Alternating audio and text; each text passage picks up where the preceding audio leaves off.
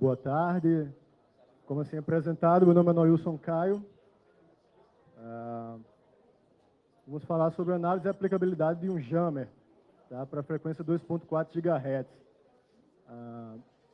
Esse documento foi adaptado para esse layout aqui do University, né, que é um pouco mais didático. Tá? Porém, no entanto, ele vai bem mais extenso do que a gente vai ver aqui. Tá? Ele foi mais ou menos investido um pouco mais de 100 horas, tá, de pesquisa.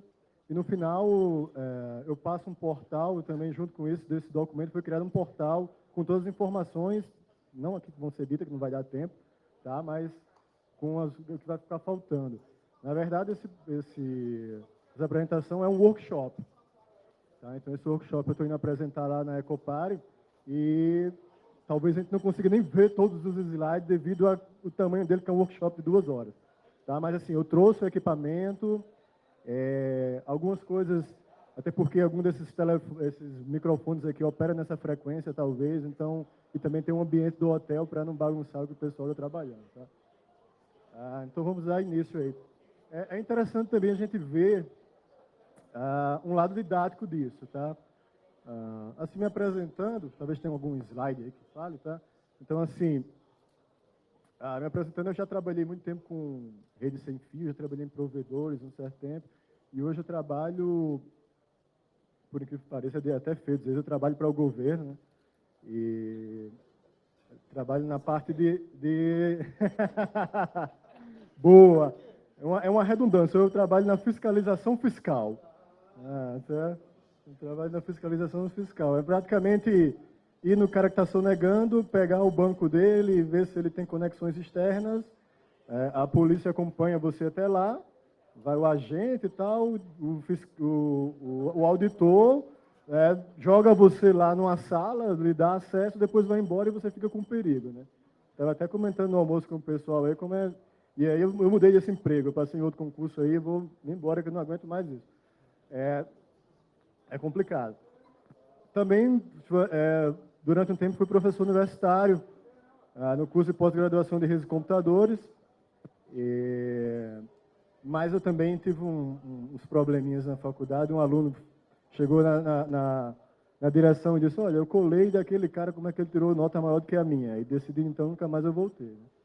Né? Faz 6 meses que eu não volto na faculdade, mas aí eu vou voltar ao próximo semestre. Então, qual foram as motivações? Tá?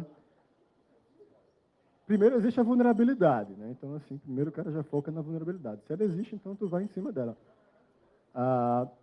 Então, a curiosidade também, como eu falei, já trabalhei em provedores há muito tempo atrás, e ficava sempre aquela história, cara, por que fulano de tal aí, quando liga o telefone dele, para de funcionar o Wi-Fi, ou fulano de tal, quando liga o micro-ondas, para o Wi-Fi do cara. Então, assim, eu conceituei todos esses termos, né? E, claro, essas técnicas vêm tudo a partir de técnicas militares. Não tem para onde correr, né? Segurança vem a partir de técnicas militares. O aprendizado também foi bom, porque eu tinha muita dúvida, mas mesmo eu gastando 100 horas, um pouco mais, com esse trabalho, mas surgiram mais 100 horas de dúvidas, sabe?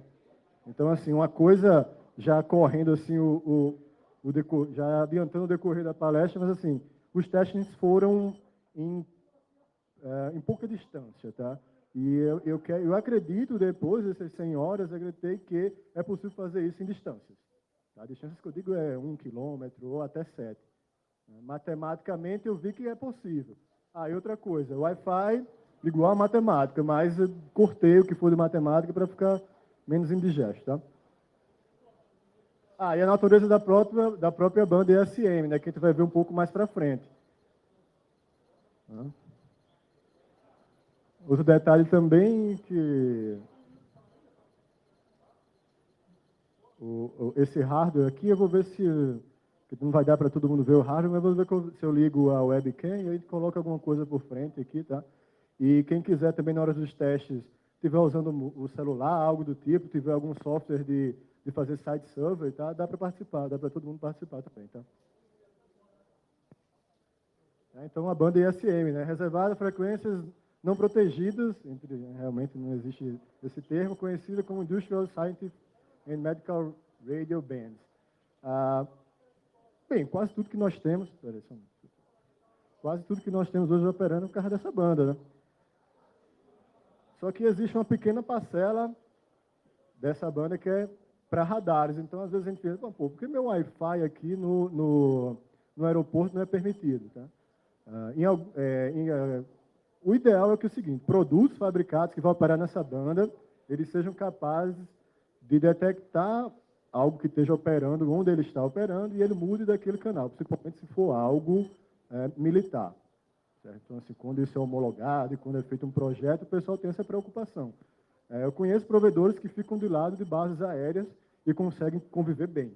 Né? Lá, assim, eu sou lá de Natal, do Rio Grande do Norte, e lá na base aérea, a base aérea militar mesmo, o pessoal foi feito um projeto, o pessoal foi lá e disse, olha, a gente tem radares operando nessa frequência.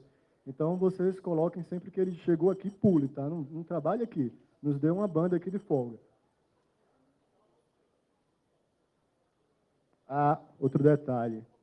Eu acho melhor a didática, se caso vocês queiram, que as perguntas não fiquem para o final, tá? A pergunta fique... Apareceu a pergunta, opa, vamos ver aqui.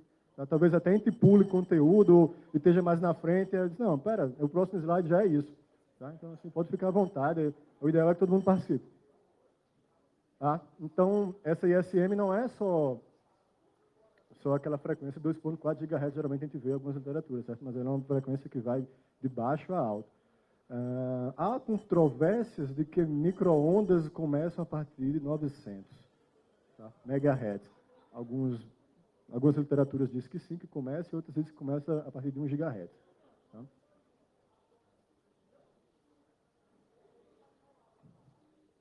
Então, quase tudo é ISM. Por qual motivo? Não precisa de licença para operar. Essa é a principal premissa. Cara, porque eu vou fabricar. Então, a China, por exemplo, adora isso. Né? Então, esses equipamentos que estão aqui, que a gente vai ver o hardware, são hardwares chineses, são hardwares que são feitos para transmissão de áudio e vídeo. Tá? Claro, eu não estou reinventando a roda. Já existia, quando surgiu a ideia que eu fui pesquisar, já existiam coisas sobre jammer, só que os papers, por mais que alguns fossem acadêmicos, mas eles eram limitados, tá, à ação de bloquear. Tá? E essa ideia aqui é a questão dele entrar em segurança da informação. Já é sabido por muitos que o cara pode vir com um software AP, tá, jogar um probe lá na rede e dizer, galera, quem está aqui nessa rede, saia, desautentique, e quando você for voltar a negociar, eu venho com um sinal mais forte e capturo essa comunicação. Tá? Então, como seria um jammer para fazer isso? Jogar o cara fora. Tá? Empurrar o cara fora da rede e quando ele voltar, ele cair na armadilha.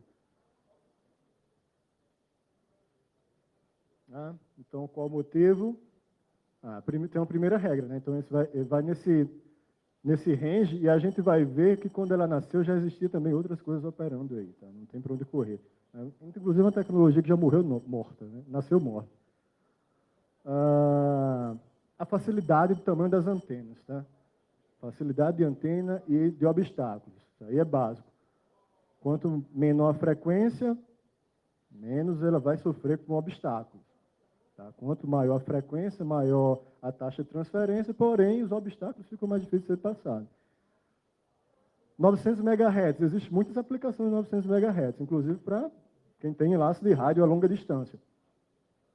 Certo? Porém, no entanto, você não vai conseguir fazer uma antena tão pequena como a gente tem nesses aparelhos. Né? Poderia ter nossa rede sem fio poderia funcionar nessa frequência, porém, a gente não ia andar com um celular e uma tremenda de uma antena. Tá? Essa antena fica um pouco grande, seria um pouco feio. Né? E antenas são circuitos, né? Então, quando você vai montar um circuito 900 MHz, você tem um grande problema. Né? Então, a ideia é essa, é o throughput e o tamanho da antena principal. Tem outros privilégios também, mas se encaixa bem, tá? Se encaixa bastante bem para esse tipo de aplicação. Tá? Essa frequência também ela é legal. Deixa eu ver se está no próximo slide aqui. Tá? Então, esse é o padrão, mas tem um lance também de física, tá? Que você consegue movimentar partículas de água para ela esquentar, que é o micro-ondas. Tá? E ela também está operando nessa frequência. Né?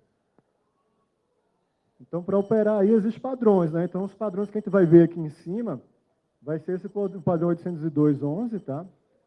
Que aí a FCC não testa equipamento, isso aí é para Wi-Fi Alliance. Tá?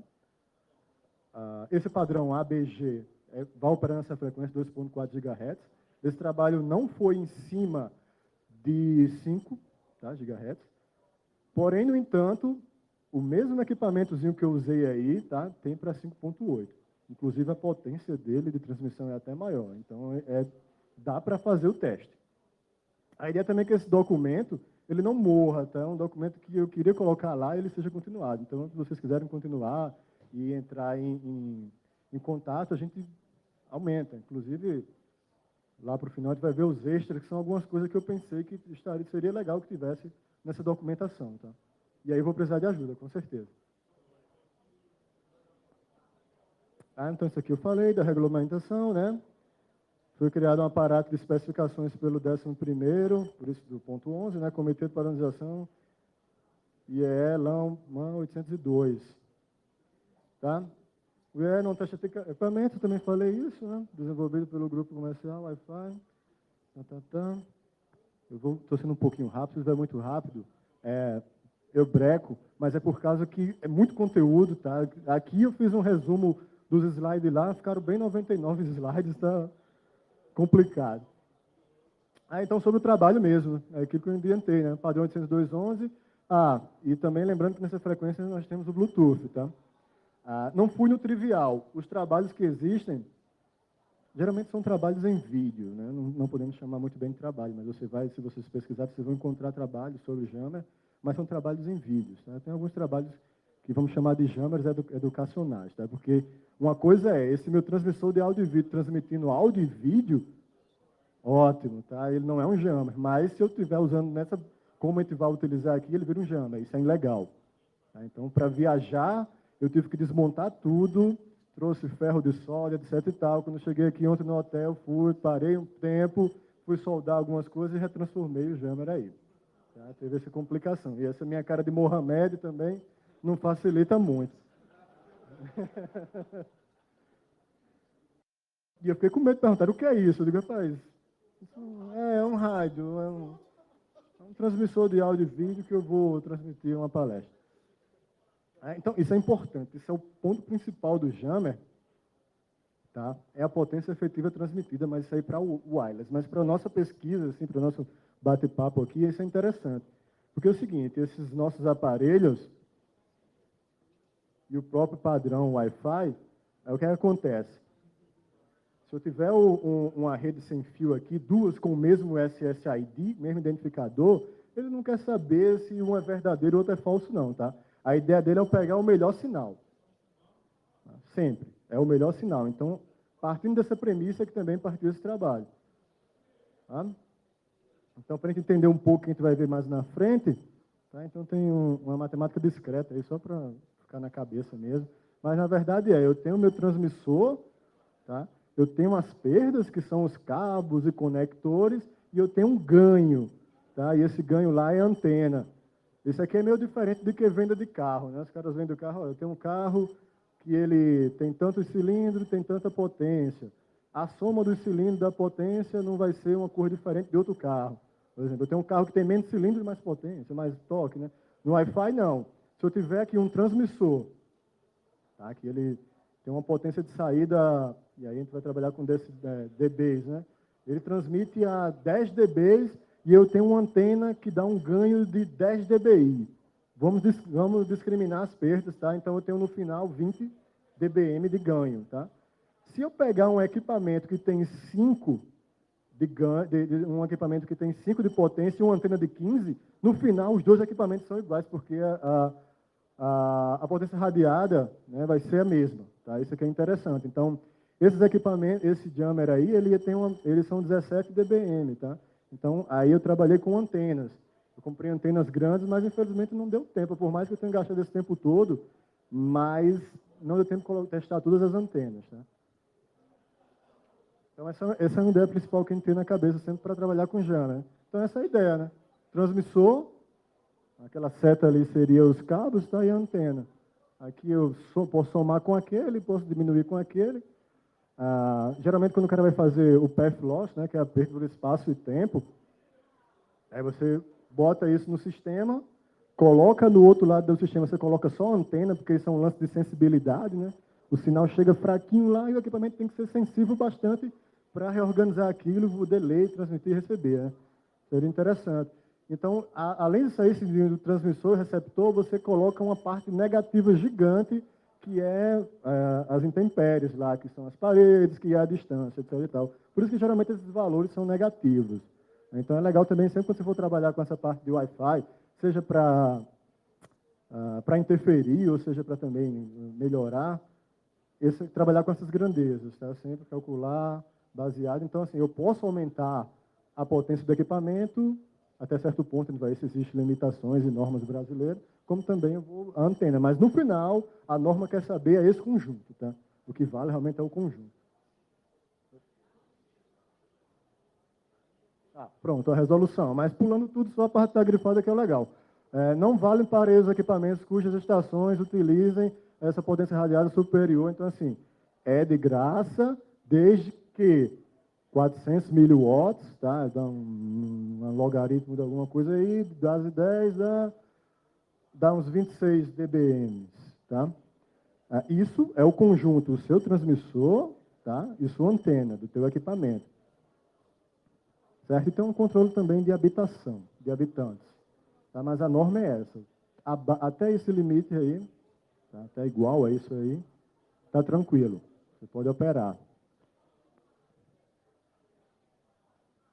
Então, esse trabalho. Então, esse documento de pesquisa independente, como fez exclusivamente, essa é a palavra-chave. Tá? Então, assim, eu estava até conversando com o pessoal lá fora, eu estava escrevendo alguma coisa sobre segurança e tenho medo que dá trabalho, que tenha dado algum trabalho no meu blog, alguém vem me procurar, eu disse, cara, usa a palavra-chave, educacional. Tá? Essa é a palavra-chave. Eu digo, bicho, isso aqui é educacional. Tá certo, tá certo. Aqui é educacional, cara, educacional. Não tem fins comerciais, depois, também se não ter fins no comerciais também é legal. Ajuda bastante. Então, vamos falar realmente do jamming e da interferência. Tá? Então, é simples, cara. Se eu acidentalmente bloqueio um sinal, eu tenho interferência. Se eu faço isso querendo, eu tenho um jammer. Ponto. Tá? Essa é a definição. Tá? E aqui a gente vai fazer proposital. Legal, lembrar lá. Então, assim, para a gente ter uma ideia da analogia de interferência, a gente pode fazer a analogia do forno de micro-ondas. Né? Não vai colocar o bebê, é só a papa. Tá? Então, tem o dialético, né, que é realmente onde a ideia dessa frequência, o micro-ondas operar nessa frequência, para ele poder vibrar as partículas de água e o negócio esquentar. Certo? E a maioria, na casa de vocês, com certeza, provavelmente vai ter essa frequência. Outras frequências balançam a água? Balançam, só que os equipamentos são caros. Então, essa é a frequência perfeita para ter um forno de micro-ondas com preço legal. Tá? Então, você pode ver que aquele range que a gente falou lá, que vai o Wi-Fi, ele está bem no meio. Né? Então, quando foi criar o padrão Wi-Fi, disseram, não, então vamos fazer o seguinte, já que o forno de micro-ondas já está aí, está no meio, então a gente bota uma banda para a esquerda e uma banda para a direita, que aí não vai ter muito problema, né? E tem aquele lance também da largura de banda de 22 MHz, que no final o canal de 1 a 11, que é padrão brasileiro, só serve o 1, só serve o 6 e só serve o 11. Então, se vocês fizeram um escaneamento aqui da rede Morumbi, do hotel, vocês vão ver que é tudo 1, 6, 11, 1, 6, 11, que realmente eles estão bem espaçados, diferente. Tá legal. Esse documento aí eu até recomendo dar uma leitura nele, o SCCM, porque são técnicas de guerra, tá, para interferência. Assim, o que me abriu realmente o horizonte para esse trabalho foi esse documento. Um documento legal, assim, ele tem umas recomendações que, por mais que seja para radioamadorismo, certo, ele serve para a rede sem fio, para o wireless, né, em si. É claro que também tem coisas que são esdrúxulas, não dá para o cara aplicar. Tá? Por exemplo, acho que tem uma tabelinha aqui para a gente até trocar uma ideia. Declaração de proteção de batalha, inimigas, deixa eu ver se eu acho a batalha. Legal, mas mesmo assim, legal também ver isso aqui. Tal documento define que os jammers operam contra receptores. Tá? Então, assim, é ideal você ter uma ideia assim, de receptor. Porque o cara, quando vai, o leão, quando vai atacar lá o gnu ou o que seja, ele não vai pegar o cara que é o líder do bando, não, tá? ele vai pegar aquele mais fraco que está distante lá do bando. Então, o ideal nessas técnicas de jama, e quando um atacante vai te procurar para fazer outras técnicas, que não seja com jama, mas de autenticação, de desautenticação, na verdade, ele vai procurar sempre o cara que está com o menor sinal, porque na hora que ele subir, querer assumir aquele SSID, o cara tem que ter mais potência do que o cara, do que o transmissor ok, tá? Existem duas formas, e aqui dá para a gente fazer até o teste também, dessas duas formas, né? Então, eu tenho uma forma que eu opero só numa frequência, tá? Eu fico lá, pego, vamos chamar a frequência de portadora, tá? Eu pego uma portadora lá, portadora 1, né, do meu nem a rede Wi-Fi, e fico enchendo o saco ali, tá? O que acontece? O cara vai e pula para outra frequência. Resolvo. Outra é eu pegar o range, o espectro e falar, pô, vou estar no meio disso tudo. Tá? Vou estar no meio disso tudo. E dentro dessas formas aí tem que vamos chamar de algoritmos. Não são algoritmos, mas as técnicas, da forma que operam, tem uma semelhança bastante com algoritmos, do tipo, cara, se eu tenho um que está operando em todas as portadoras, então eu vou fazer o seguinte, eu vou botar isso aqui me fugiu a palavra aqui no momento, mas eu vou randomizar isso, tá? Eu, tipo, 5 segundos eu vou aqui, 5 segundos eu vou aqui, 5 segundos eu vou aqui, 5 segundos eu combino duas, certo? Então, esses são os algoritmos que você pode aplicar nisso. Aqui, eu estou gerando nenhum white noise, tá?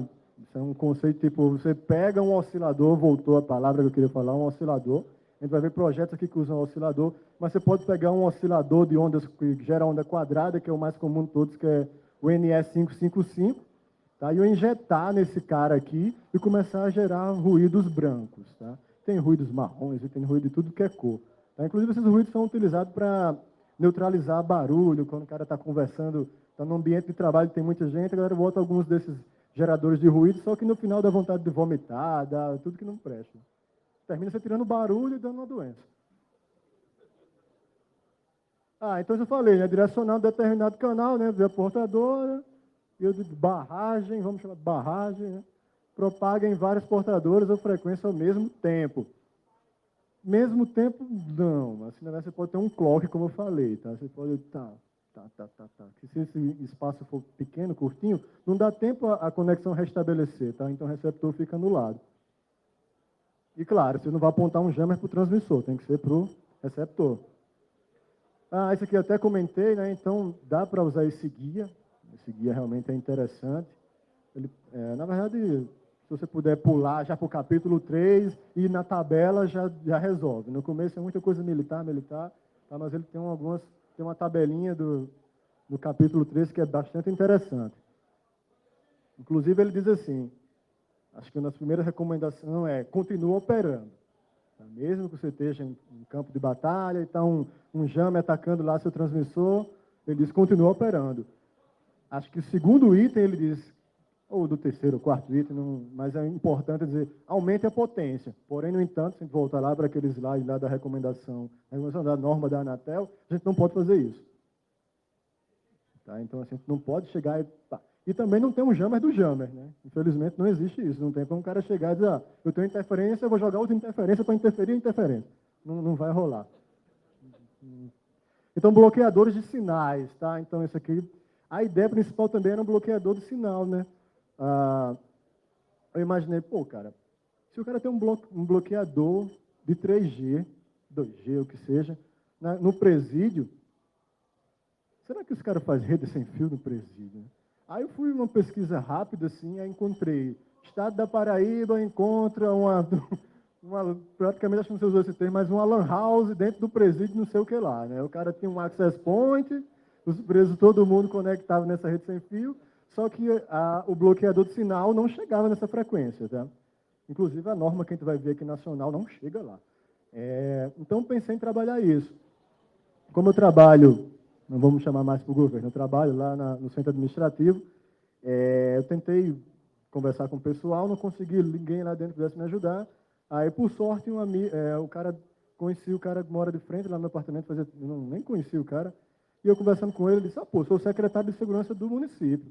Aí, olha só, vou conversar com ele para levar esse jammer para dentro do presídio, né? A ajuda do meu trabalho. Eu vou lá, vou fazer um site survey, Vou ver se tem alguma rede que não seja conveniente, seja lá do presídio, ou trabalhar em cima e trabalhar um bloqueador que saia barato. Só que não pode, né? Não pode fazer isso, infelizmente, porque se eu chegar isso aqui e dizer que, olha, cara, isso aqui vai resolver todos os problemas, vai ser ótimo aqui no presídio, não vai ter mais preso no Facebook, mas eu não posso porque é ilegal, tá?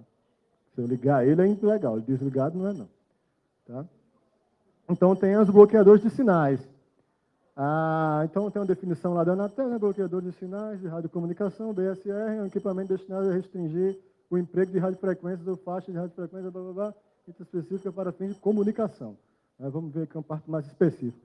É legal essa resolução número 506. Assim, quem quiser estender mais sobre o assunto, é legal. Essa resolução é legal para você ver que ela está meio morta, né? Você percebe sendo que ela está um pouco mais atrasada. Então a plataforma brasileira de bloqueio. Bem, é um efeito. Não é um efeito, claro. É a lâmpada que deve estar queimando ali, porque na própria projeção já está dessa cor.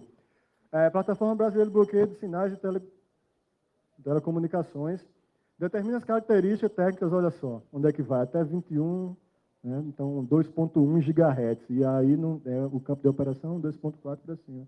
Então não atinge rede sem fio. A potência é até alta, tá? 15 watts, dá até dor de cabeça se brincar. E aí os caras têm que fazer uma jogadinha de antenas e tal para não poder sair do presídio. Acho que vocês já devem ter visto que moradores ao redor do presídio não usam celular. E os presos utilizam dentro, né? Então isso é uma jogadinha que você tem que fazer de antena. Tem todo um projeto que você direcionar aquilo para dentro de um local específico, para aquelas células, né? Bloqueador de sinais educacionais, né? Então vamos lá. Tá, então, como eu já falei, esse aqui não é o único trabalho. No entanto, nos diferenciais deste documento, a objetividade de pôr em prática, em testes de aplicabilidade e interferência propositais de dispositivos WLAN. Isso aqui é um blog, tá? Não é nada não, porque o nome do blog é isso mesmo, que o Magali vai fazer. Então, o cara fez isso aqui, genial, cara. Tá meio ruim a imagem, acho que é por causa dessa cor, mas é um telefone sem fio, 2.4, certo? O cara fixou com a silver tape todos os botões, né, gerando um ruído ali, né? E a antena ele estendeu com um CD. Até hoje eu não entendo essa antena aí, não, mas... E é um vídeo, não mostra, como é um lance educacional, então não mostra ele em ação, tá? Mas eu achei interessante, isso aí, bacana. É legal. E claro, acho que alguém em casa já deve ter passado por isso, né? Se o seu roteador sem fio estiver perto do telefone, tirou do gancho, dá problema. Tá? Por mais que ele não tenha potência, tá? Mas não é por causa do seu AP, é por causa da sua estação de trabalho que é fraca a potência. Tá? Não é por causa do seu access point, que provavelmente ele vai ter um ARP bem maior do que esse telefone sem fio. Tá, esse aqui foi o trabalho principal aqui que facilitou esse trabalho. Esse é uma versão desse Jammer aqui, sendo que ele é pequenininho, cabe dentro de uma caixa de Marlboro, tá? E aí o cara está usando o analisador de espectro, provavelmente é uma placa PCMC, porque para estar rodando em software assim, eu não tenho um PCMC, é difícil de encontrar, né? Então ele só fez embarcar ali naquele quadradinho ali, colocou... A alimentação é USB, a gente vai ver que é possível fazer esse segmento com USB, devido ao consumo ser baixo, em amperagem, principalmente. E ele, nesse trabalho, ele já fala alguma coisa, tá? Ele já fala, ó, já explica... Alô? Ele já explica que onde esse jammer vai operar nessa frequência, ele tem esse range aqui, todo que ele fez do espectro, tá? E ele faz uma pequena analogia, dizendo, olha, o motivo que esse cara está operando aqui, porque ele trabalha em 4 canais, quem vai ver esses 4 canais vai ver onde é que ele trabalha em cima, tá, desse espectro 2.4. Também existem, só colocando um pingo nos is aí, os drones comerciais, tá, e são 2.4 GHz, os controles remotos. Tá? Então, para você conseguir fazer isso, só que ele tem um probleminha. Ele tem uma... Não vai dar para ver legal assim, mas é o circuito de um dos projetos, tá? Ele tem um problema, ele tem um ARP altíssimo, tá? De 30, 31, 32 dBs. E para você construir um jammer que supere isso, tá? Você tem que usar outros artifícios. Você tem que amplificar o seu sinal, ou senão usar uma senhora antena. E nesse trabalho, o cara, para poder bloquear o drone, o que é que ele fez? Ele criou um jammer com 40 dBm de potência, tá? Combinando com a antena também. Tá? Só que ele usou amplificadores e tal, e usou white noise. Né? Tem um 555 ali que fica só gerando ruídos. Eu tentei usar esse aqui, mas o que eu consegui no máximo, que eu tenho uma antena de 21, então eu cheguei a 30, 34 dBi. Tá? Tem outro problema aqui que a gente vai ver na parte de antena, que existe um lance de casamento, de impedância. A saída, sai uma impedância, tem que correr num fio que tem a mesma impedância, e a antena também. Só como isso é um transmissor chinês, então não tem datasheet isso, né? Não faço a mínima ideia. Eu sei impedância de entrada, mas de saída não dá para saber. Mas também é tão curto os cabos, assim, tá? Então eu tive o cuidado de ter pelo menos o cabo e as antenas da mesma impedância, tá? Mesmo que eu não soubesse qual era do transmissor. Legal. Talvez vocês já tenham visto também, mas tem muito aparelhinho aí vendendo para detecção de câmeras, espião, né? Então tem um aparelhinho desse aqui. Então, eu uso, na verdade, esse aparelhinho. Se você for sair pela rua com isso aqui, você vai pensar, vai ficar esquizofrênico, porque tudo ele alarma, tá? Então, assim, você não vai pensar que está toda hora estão monitorando. E esse aqui, eu acho isso aqui, desculpa pela palavra, uma fuleiragem, tá? Muito fraco. Mas, ó, aqui é sem fio, tá? Provavelmente, né? 2.4 ele vai... Mas veja, eu tenho que encostar lá no negócio. Se você sair na rua, pronto, você apontar, ele vai estar... A gente sabe que a gente está sendo bombardeado toda hora com frequências, né? Só que ele me auxilia ali, porque quando eu ligo um canal, né, eu tenho 4 transmissores aí, eu tenho 4 canais operando, eu tenho que ver a preocupação. Tipo, eu botei um LED para sinalizar que está energizado, mas quando eu subo um canal daquele ali, eu tenho que saber se pelo menos está fazendo alguma coisa, tá? Então eu uso geralmente isso para calibrar.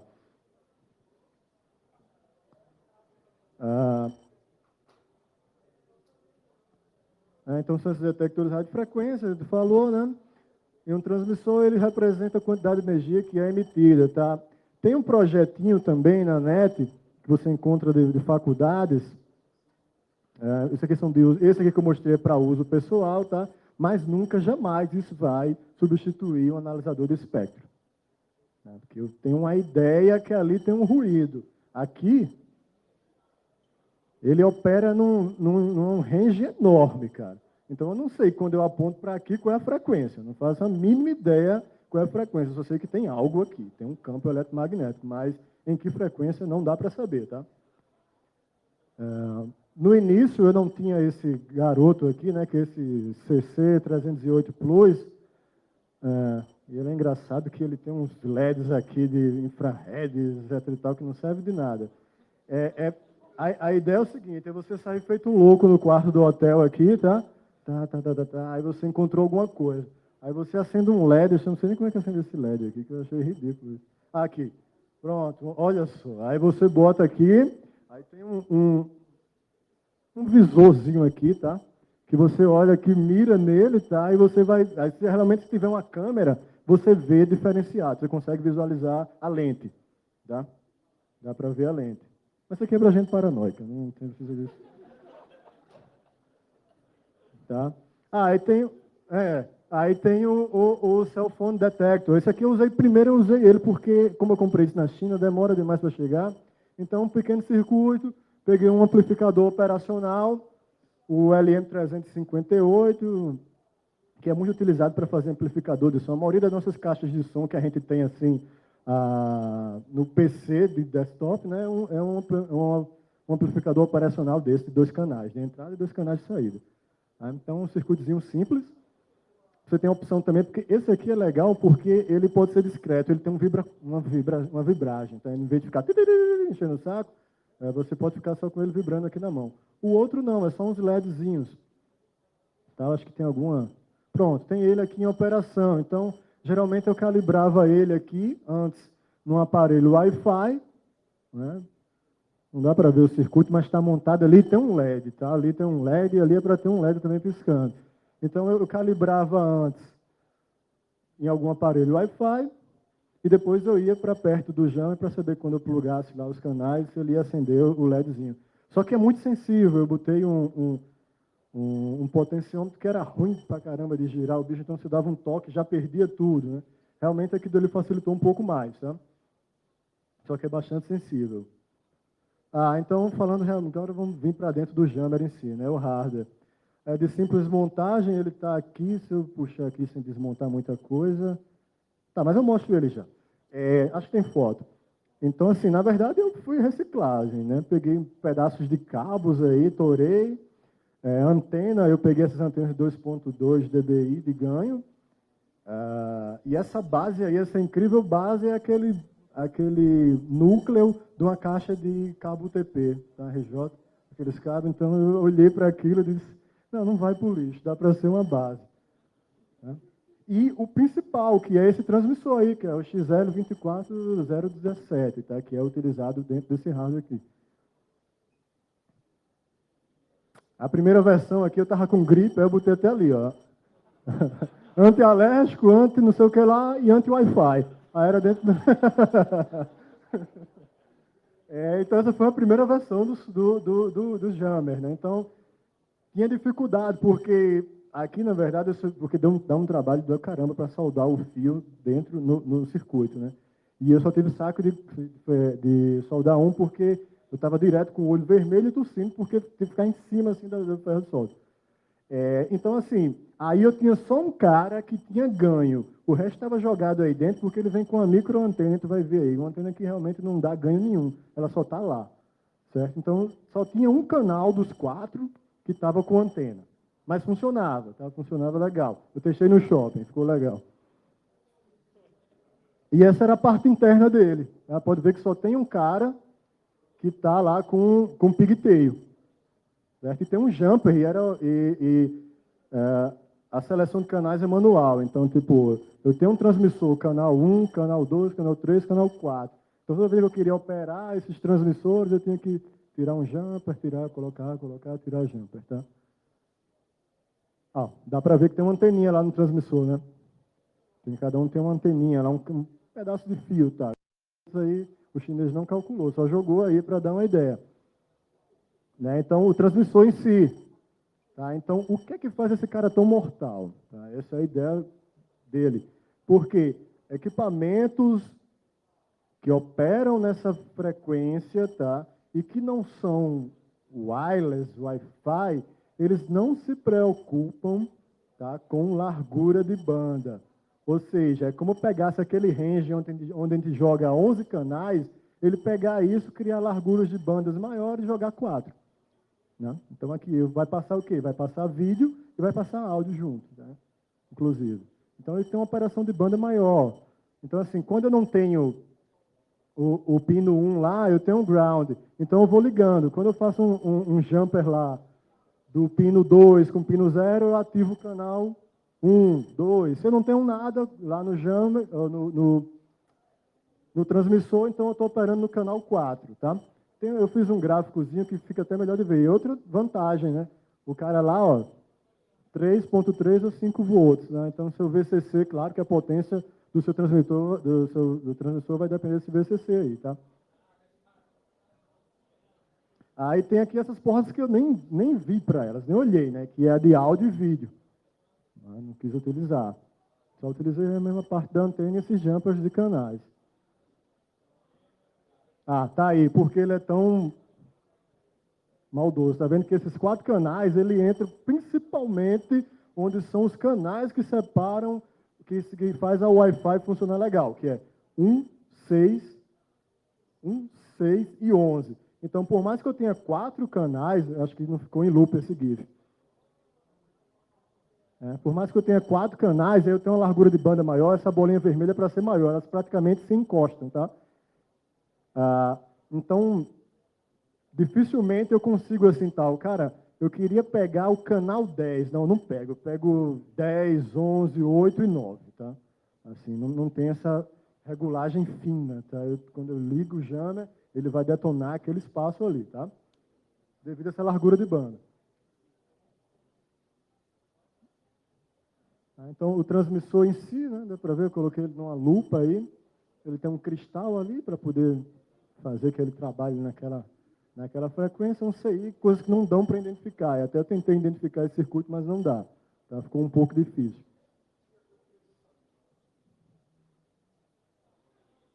Então, as listas de componentes são baixíssimas. Né? Então, foram 4 transmissores desses, cada transmissor custa $10. A antena eu peguei um suporte lá de uns amigos. O pigtail também eu cortei de uns access point velho. A placa de protótipo 11 furos, essas placas também que você compra na China ou no Mercado Livre, onde seja por R$2. Os cabos tipo jumper, só para jumper para organizar. Um LED, então assim, eu calculo que aqui deve ter R$50 investido, tá? Deve ter por aí R$50 investido. E se fosse fabricar algo, né, para o governo fosse comprar assim para colocar, seria uma coisa bem mais cara, né, para colocar. Então assim, as antenas são importantes, né? Então assim, elas são um concentrador de sinal. Então quando se eu quero chegar aqui, essa sala aqui vai ficar de boa, ele vai bloquear, vai isolar essa sala tranquilo. Se eu quiser ir para mais distante, então eu tenho que começar a concentrar. Então, quanto maior um ganho do antena, mais concentrado é aquele feixe direcional. Eu consigo ir para distâncias maiores, porém, se tiver um obstáculo, aquilo complica. Tá? E até é comum em projetos de wireless, o cara, vou cobrir essa sala aqui, eu boto uma antena que a bicha tem um ganho enorme, tá? E como ela é concentrada, ela vai sair uma linha reta aqui, quem estiver debaixo da antena, aí vai ter depender do diagrama de radiação da antena, quem estiver embaixo praticamente não vai nem ter sinal, né? Porque ela é uma coisa concentrada jogando. Então, foi esses 4 aí, cada um com a anteninha. Tá? 4 minutos? Puxa vida. Então, assim, esse hardware aqui, então esses 4 minutos vão ser bem rápidos. Tá? Eu vou até sentar para a gente concentrar. Então, o AP Vampiro, então, eu vou até pular esse AP Vampiro aqui, então imagina só, é um ataque simples, o cara chegou, todo mundo aqui provavelmente no seu celular tem um SSID cadastrado lá, Linksys. Provavelmente. Ou o nome default de alguma rede, tá? Então, se eu chegar aqui e subir um software AP com o nome Linksys, e sua placa de Wi-Fi estiver ligada e não associada, tchau, você vai se associar no meu ponto, tá? Então, o jammer, eu vou ligar ele aqui só para a gente fazer alguns testes rapidinho. Tá? Mas ele aqui eu posso ligar ele na porta USB. Tá? Então vamos lá. Eu vou jampear aqui de acordo com... Quem tiver celular com rede sem fio aí, tá? Eu vou colocar para anular todos os canais. Tá?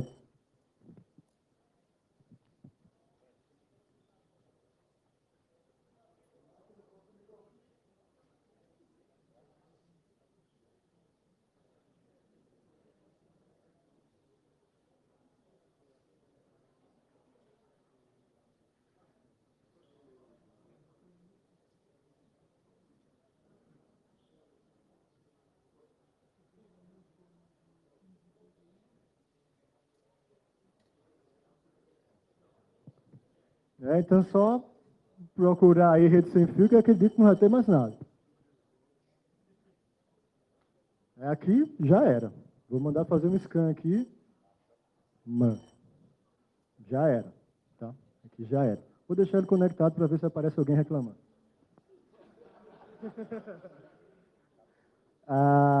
Então, assim, eu tenho o irmão maléfico lá, tá? Então, pronto, eu anulei esse canal.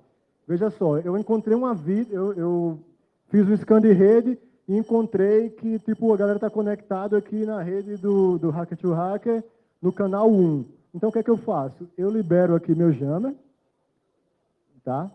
Menos o canal 1. Então, isso vai desaparecer para você. Então, eu pego aqui no meu software AP, subo uma rede com o mesmo SSID e você vai conectar nela sem nem perceber, tá? Não vai perceber isso. Claro que tudo isso que a gente está vendo é sem criptografia. Detalhe, esse trabalho é rede sem criptografia. Porém, esses probes de autenticação, de pedir de desassociar, eles vão na camada sem criptografia, tá? Algumas soluções você até consegue colocar isso, mas aí é WPA Enterprise, então nem todo mundo tem Enterprise para poder utilizar isso. Eu queria só mostrar um vídeo para não dar o tempo aqui, só para a gente ver aqui. Tem um cenário que eu utilizei. Vão me dar mais 2 minutos que eu estou sabendo, eu fiquei sabendo. Não foi isso? O Rodrigo disse mais 5 minutos aí que o menino veio lá de Natal, longe pra caramba.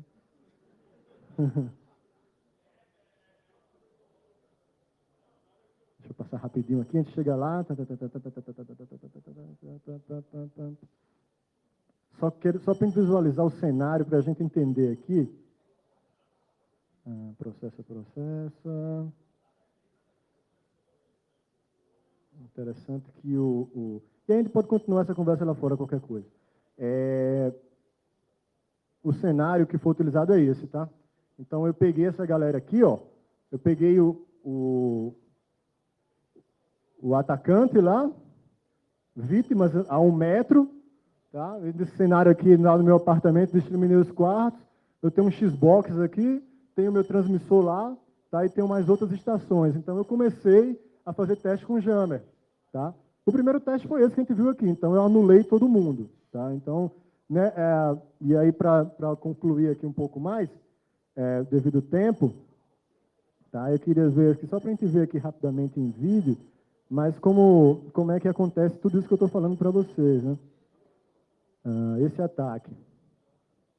Tá? Então, veja que eu estou lá em cima associado na rede Wi-Fi Jammer, tá? Olha lá o MAC address, né? Eu estou aqui, está rodando o sinal lá, né? O que é que eu faço? Eu vou ativar o Jammer em cima do canal 1. Então, eu vou lá e disse, Jammer, vai lá, opere no canal 1, tá? Quando ele começar a operar no canal 1, esse cara vai cair. Eu acho que dá para dar uma adiantada de leve aqui, sem perder muita coisa. Vamos aguardar. Então, tem uns 5 minutos aí extra que eu ganhei.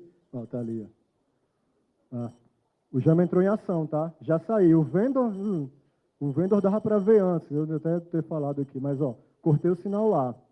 Certo? Esse tempinho que está passando é o tempo que eu vou lá, configuro um software AP, já subo o software AP, tá? E o cara lá, ó, o MAC address pode ver que é outro. Aqui o cara continua operando, não sabe de nada do que aconteceu, tá? E ele agora está no meu Evil Twin. Tá? Então, esses são os testes, tá? Esses são os testes realizados. A diferença do Jammer para o probe de desautenticação é que com o probe de desautenticação, se o meu sinal for fraco, eu não vou conseguir sucesso. Com o Jammer, eu vou ter sucesso mesmo com o sinal fraco. Então, eu posso, em vez de estar usando o meu notebook, eu posso usar meu celular com threading.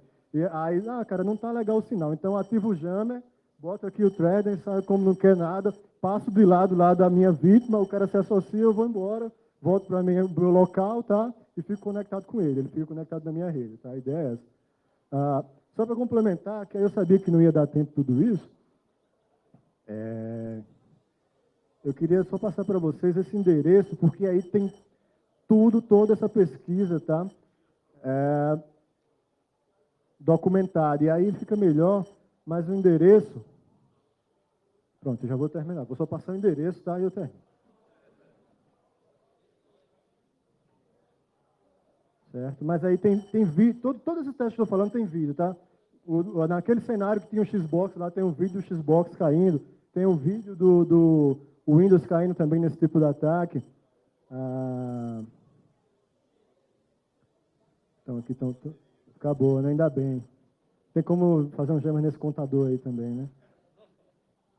Pronto. Legal. Também tem uns testes com robô, tá? O Bluetooth, os testes que eu fiz foi com robôs. Então, os robôs ficaram loucos, tá? Em resumo, quando você ligava o robô e o Jammer estava ligado, ele já dava um salto e já bagunçava todos os estudos do pessoal lá do Instituto Federal. E também os testes de distância, que não vai dar tempo também falar, mas aí matematicamente eu vi que vai rolar com distância. Certo? E tem a versão web, que aqui o endereço não fiquei aqui, mas eu vou anotar aqui no terminal, que pelo menos serve para isso. Então, o endereço Jammer4.com, tá? Jammer4.com.